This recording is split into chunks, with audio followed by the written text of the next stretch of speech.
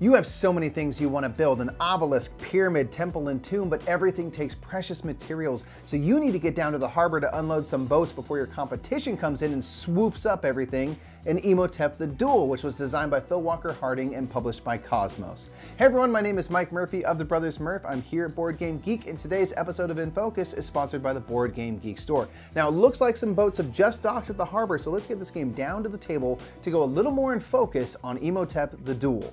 Imhotep the Duel is a two-player game based on Imhotep and will pit two opponents against each other as they jockey for position at the harbor, hoping to unload the right goods to fund their construction. On a turn, a player can choose one of a few actions. Players may choose to place one of their meeples in an empty harbor space. Placement is important as it will help determine which goods players receive from boats. Alternatively, on a player's turn, they can unload a boat from any of the rows or columns that have at least two workers present, regardless of color. If a player chooses to unload a boat, the meeple closest to the boat will unload the tile in the very back of the boat, and the player will retrieve their meeple. Moving to the next space containing a meeple, that player receives the next good moving forward on the boat.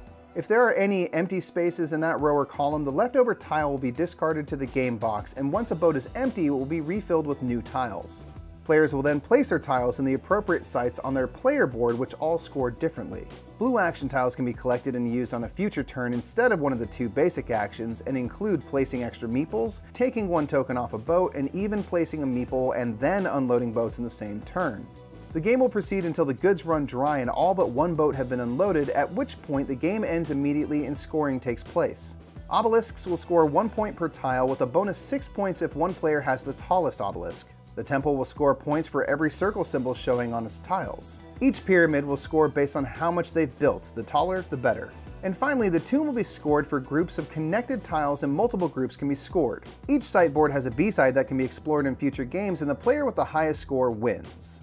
Imhotep the Duel keeps the heart of Imhotep present, with players hoping to get the right goods to the right places. But if you're hoping to unload a row, your opponent might come in and unload a column, disrupting the placement of your workers and giving you goods that you really weren't hoping for.